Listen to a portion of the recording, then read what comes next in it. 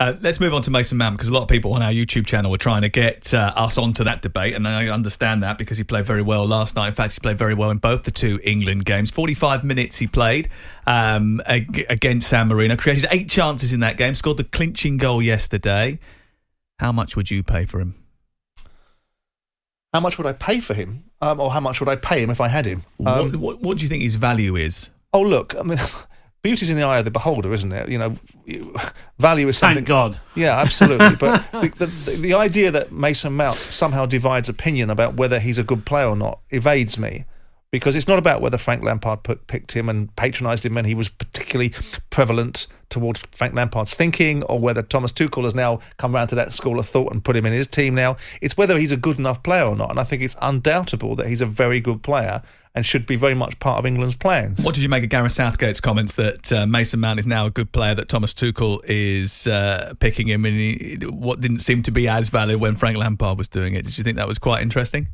Yeah, I mean, yeah, to a degree. I think the fact that, Frank, going back to when Frank was in charge, he actually came out in one interview, didn't he, and said that, you know, for anybody who actually doubts that Mount is a good player, doesn't know football, is basically what he said. Well, it was interesting. Do you remember the first game that he started for Chelsea was away at Old Trafford when they lost 4-0 against Manchester United, and Jose Mourinho was in the television studio and he was criticising the team selection, the team approach, and there was a bit of sort of friction after that in the post-match interviews, but because Frank was like, he didn't like Mason Mount's performance.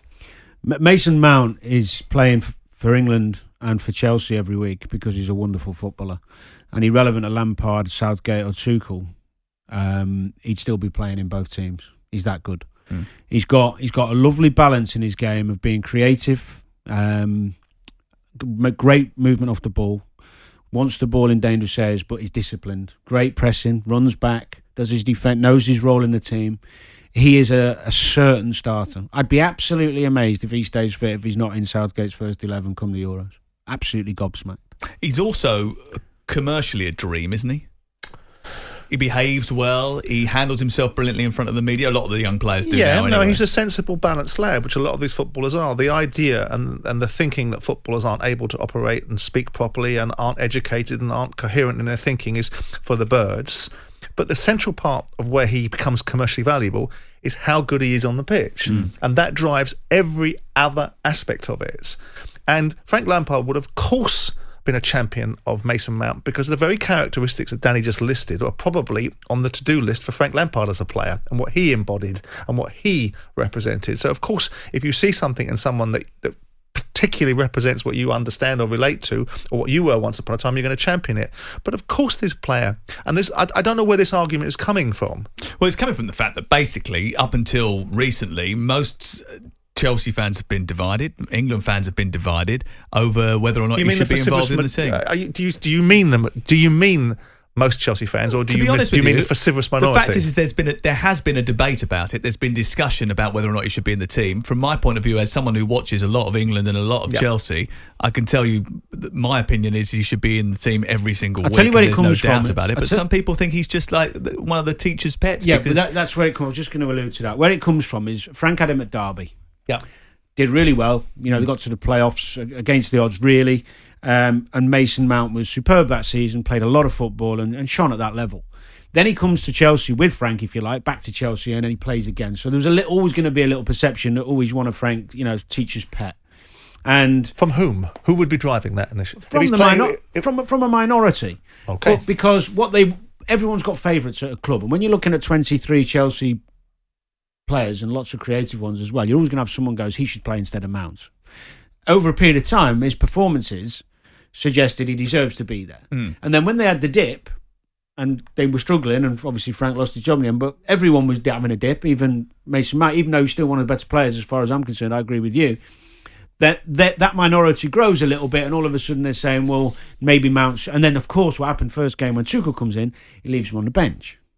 And everyone's going, or is it lasted 80 minutes? Or is it simply because it enables the media to create a debate out of a subject matter which has a vociferous minority? Blaming us because people I'm questioning it. No, I'm not blaming. I'm asking the question because if we're talking about, and we often are talking about a minority, because most sensible people will look at Mason Mount, irrespective of whether Frank Lampard likes him or not. What do you want players in there the manager doesn't like?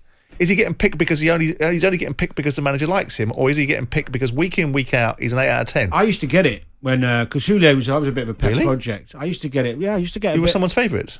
I don't know why it happened, but yes. And I used to He get had a bit a lot of to that. work with, you see. If I wasn't playing particularly well, I would get certain fans say to me, "Oh, you're only, you know." And I think some of the players actually felt it at times as well. It happens. You do have certain managers who have certain relationship with players. But also, he had a great connection with you, didn't he? He could read you from just by looking at your face. He trusted me, and Frank trusts Mason Mount. The thing is, and Simon's spot on, is that actually it would take someone with, I don't know, a very, very intelligent, or no, not an intelligent, a very different view on football to sit across from me and tell me why Mason Mount shouldn't be playing in the Chelsea team.